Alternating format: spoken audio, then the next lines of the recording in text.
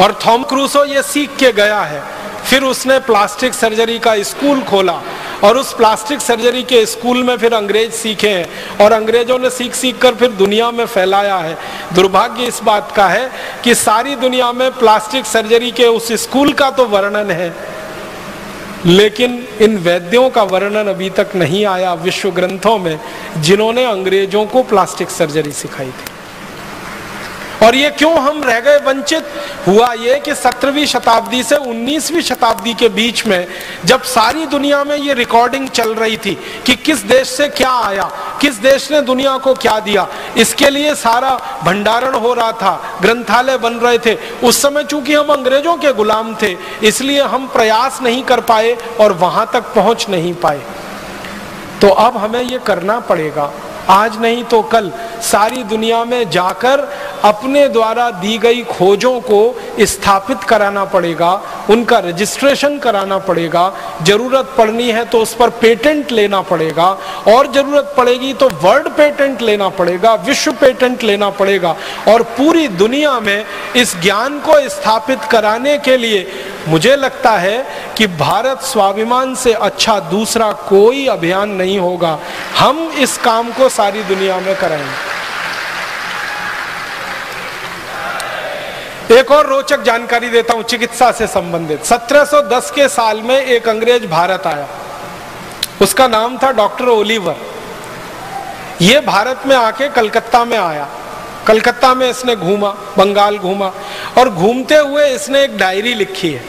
उस डायरी के पन्ने का एक पैराग्राफ सुनाऊंगा आपको। वो ये कहता है कि मैंने भारत में आकर पहली बार देखा कि चेचक जैसी महामारी को कितने आसानी से भारतवासी ठीक कर लेते हैं। आपको मालूम है 17वीं शताब्दी में सारी दुनिया में एक महामारी फैली थी जिसको चेचक कहते हैं। इसमें एक बड़ी चेचक होती थी, एक छोटी चेचक होती थी। अफ्रीका में लाखों लोग मर गए थे इसके कारण। लैटिन अमेरिका में लाखों लोग मरे थे इस बीमारी से।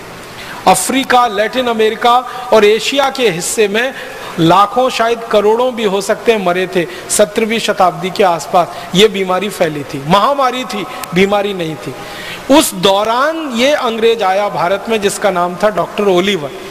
वो आया कलकत्ता में, तो वो देखता क्या है कि भारतवासी चेचक की बीमारी को लड़ने के लिए टीका लगाते हैं। और वो कहता है कि मैंने दुनिया में पहली बार देखा। और डॉक्टर ओलिवर का नाम बहुत बड़ा नाम है इंग्लैंड में। इंग्लैंड के लोग उसको बहुत इज्जत से याद करते हैं डॉक्टर ओलिवर को।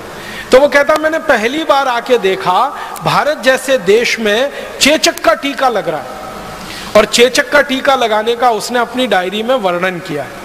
तो वो लिखता है कि मैं आया कलकत्ते में 1710 के साल में और मैंने देखा कि भारत में उस समय चेचक की बीमारी सबसे कम है। दुनिया के देशों में सबसे ज्यादा है और यहाँ सबसे कम है। तो इसने कहा कि मैंने खोजना शुरू किया कि ये बीमारी भारत में सबसे कम क्यों है।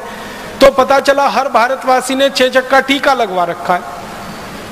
तो उसका वो वर्णन करता है कि चेचक का टीका एक सुई जैसी वस्तु से लगाया जाता था और वो 3 दिन में किसी भी व्यक्ति को चेचक के प्रति ताकतवर बनाता था, प्रतिकारक शक्ति उसकी दे देता था। और उसके बारे में वो लिखता है कि 3 दिन टीका लगाकर उस व्यक्ति को थोड़ा बुखार आता था।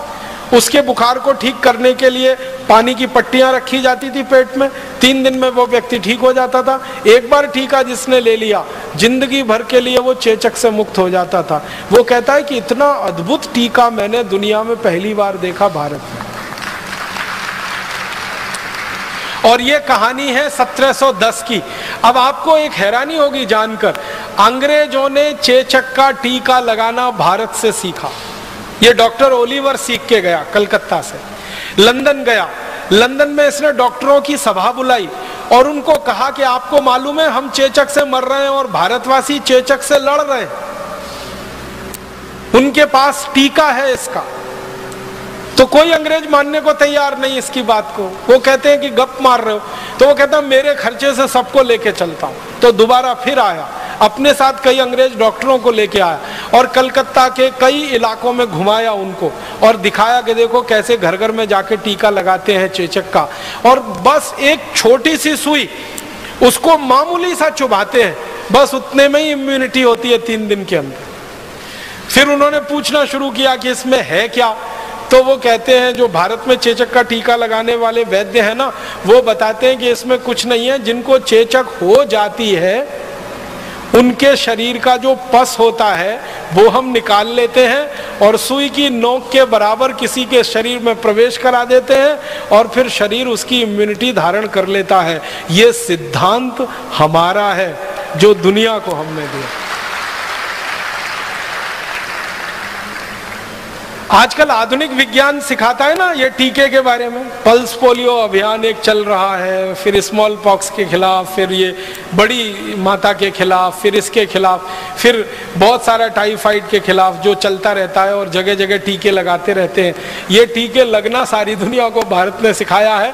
और टीके के पीछे का जो दर्शन है कि आप जिस बीमारी से लड़ना चाहते हैं उसी बीमारी के जीवाणु को आप शरीर में प्रवेश कराइए ताकि शरीर में प्रतिरक्षा तंत्र उसका मजबूत हो जाए। यह सिद्धांत पूरी दुनिया को हमने दिया। बस दुर्भाग्य हमारा ये है कि इस सिद्धांत का जब दुनिया के वैज्ञानिकों के स्तर पर पंजीकरण हो रहा था, रजिस्ट्रेशन हो रहा था, तब हम वहां हाजिर नहीं थे और इसलिए हमारे नाम से ये दर्ज होने से वंचित रह गया। ये डॉक्टर ओलिवर के नाम से वहां दर्ज है। दुनिया भर के जो रिकॉर्ड्स है ना उनमें डॉक्टर ओलिवर के नाम से ये वर्णित है और डॉक्टर ओलिवर अपनी डायरी में लिख रहा है कि मैंने कलकत्ता में आके सीखा है इसको। तो डॉक्टर ओलिवर के पहले ये चेचक के बारे में अगर लिखना होगा तो उन वैद्यों के बारे में। और डॉक्टर ओलिवर अपनी डायरी में लिखता है कि ये जो वैद्य हैं इनको मैंने पूछा कि आपको किसने सिखाया, तो वो कहते हैं हमारे गुरु ने सिखाया। उनको किसने सिखाया, उनके गुरु ने सिखाया। तो कहता है कम से कम भारत में पिछले 1500 साल से ये टीका लग रहा है और ये बात है 1710 के आसपास। वो कहता है 1500 साल से कम का इतिहास नहीं निकलेगा भारत में चेचक के टीके का। और अंत में वो कहता है कि भारत के ये जो वैद्य हैं ये इनको प्रणाम करना चाहिए, इनका वंदन करना चाहिए, इनका अभिनंदन करना चाहिए कि निशुल्क रूप से ये सेवा देने के लिए एक एक घर में जा रहे हैं और लोगों को चेचक जैसी महामारी से बचा रहे हैं। हम अंग्रेजों को इन्होंने बिना किसी शुल्क के ये ज्ञान सिखाया है। हम इनके जितने ज्यादा आभारी हो सके उतना अच्छा होगा, ये डायरी के अंत में लिखता है।